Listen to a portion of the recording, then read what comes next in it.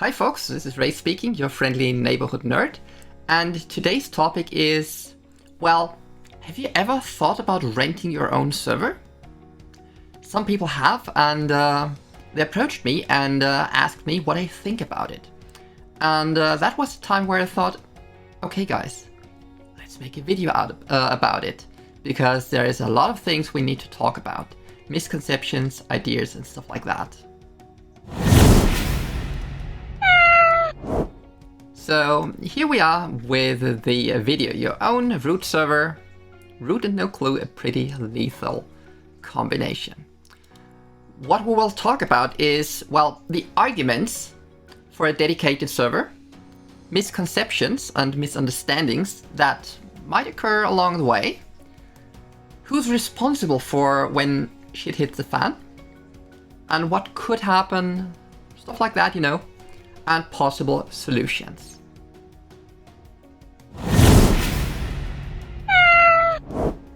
Most arguments for dedicated or root servers are, well, we are a clan and we need a game server TeamSpeak, and so on and so on. I will want to have our own cool domain. I get all on my own server. Nobody will snoop there. It will be secure because it's just me and my friends. Or I wanna learn Unix, Linux. You know, we're gendering here the operating systems like Linux, Unix, whatever. So, to be honest, that's the most heard things. When people approach me, they say, I want my own root server because I have a clan. We need this, we need that. And this is something where people really don't think it through because they don't know. But I don't blame them because that's not their job. If you look at the misconceptions we have, it's for an amount per month, I get all I need. And the all I need is, well, to be honest, it's just bare bones. It's just a machine. It's just a computer connected to the internet, which means no licenses, no software, anything really is up to you on that point, which means you need to maintain it. You need to install a software. You need to pay for it. Unless you rent it, like you rent a Windows server or whatever, and it's stated in the agreement. Another big misconception is that my hoster grants me 99.9% uptime, or any number in there. What's that uptime? Let's think about it. If you, let's say, misconfigure your server, it is offline. If your game server crashes, it's offline.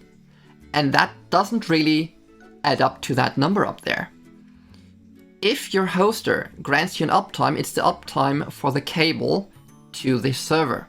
That doesn't mean anything about what's running on the server.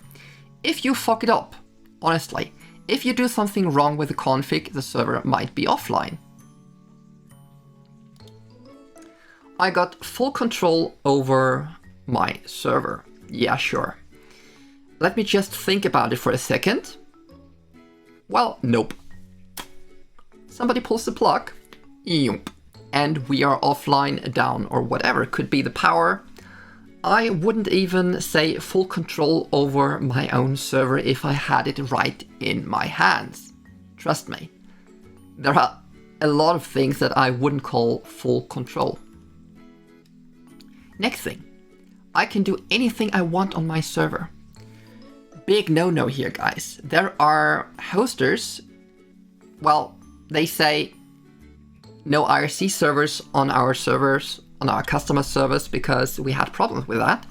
And as long as they have that in their EULA or whatever their agreement is, it's a no-no. I mean, of course you can install it, but you might lose your server in the process of doing so. So I do not recommend going against that. Another nice thing here is I can configure the whole box with just a couple of clicks. Nope. Some servers might have some management functionality on it, but that doesn't mean you can configure it all. There is a lot of handiwork included. especially when it comes down to your game server, when it comes down to firewall config. It's not just a couple of clicks. You really need to do a lot of things manually, and you need to know what you're doing. That's the big thing here. Some people say, looking at my traffic, I need a dedicated web server for my, let's say, homepage or anything like that. Traffic. If traffic is a problem, sorry, a root server won't help you. In that case, it's mostly a content delivery network, so servers that deliver your stuff instead of your server to take offload. So that's surely not an argument that I would let count. A favorite one of mine is, my server is only used by me, so it's secure. Did I mention that the internet works by anything can connect to anything-ish? If you don't remember, there is a link to my SSH video where I talk about attacks against the SSH server, which might run on this server as well. And it's just, you know, there are people who just like to destroy things. This includes root servers as well. Another thing is, I need a server for what I'm doing. This argument, I don't want to really talk about that much, because it is something where you can put a lot of effort in just argumenting. Mostly I'd say no, you don't. Just because of it is something special, you can always rent it. And if you need something very, very special, you can get away with a managed server where people like me are doing the hard work and use your application. I mean, get professionals on board. Speaking about what ifs, if things go wrong. First of all, who's responsible for the server? I've looked through the contracts or the agreements that you have with your provider when you rent the server. Some say, we assume no liability for damage or consequential damage. In other words, it's always you taking the blame. The customer is solely responsible for the security of his server. So this is stuff that is really, really important to know. What you get is just a server, and the provider can't really help you or won't help you with any of the problems. So always make sure, if you are renting a dedicated server, that you keep that in mind. If you rent a managed server, it's their responsibility to keep it secure. But Ray, you might ask, what could possibly happen to a server? It's just a server. I mean, it won't burn down the house. Or will it? Well, first things first, it's about the data. Data theft or data loss isn't something pretty major to a game server, but on the other hand, it is still nasty. If your server is used to send out spam, malware, or whatever you might want to call that nasty junk that gets sent out, it could be used for attacking other PCs, servers, or whatever. It is pretty nasty. And usually providers take the server offline if they notice, and you might need to pay a fee to get it back online and make sure that those things don't happen again. It's even worse if your server is abused for, let's say, distributing child porn or whatever. People who are criminals, they do stuff like that. It's not a myth. It happens out there, and usually people call me to clean up the mess, and it's pretty nasty what you see there. And as you might know, if your server took their share in attacking somebody else, maybe there will be some mail from lawyers.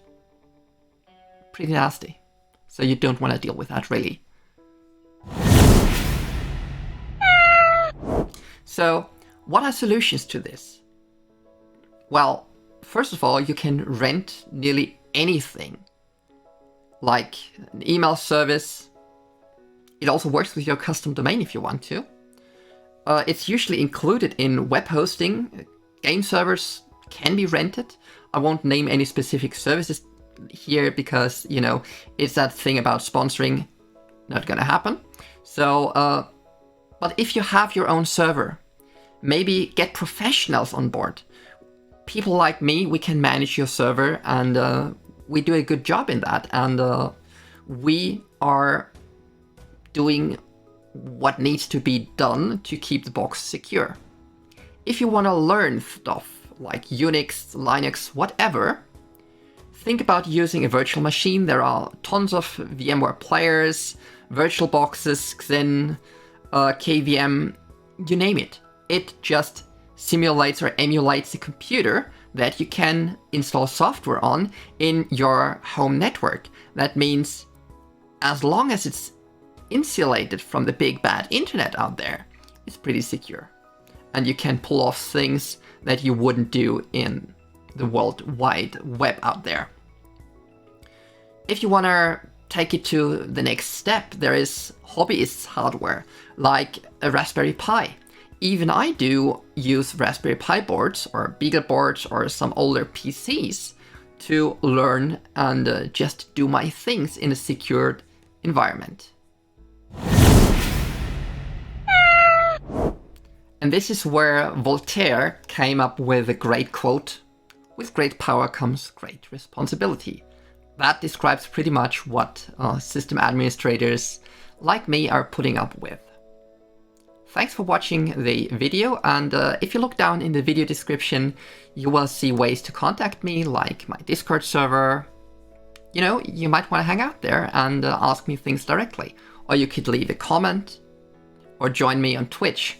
I stream live on Mondays, Wednesdays, Fridays, and Sundays at 1700 or 5 p.m. Central European Time. That's it for today. Ray signing off.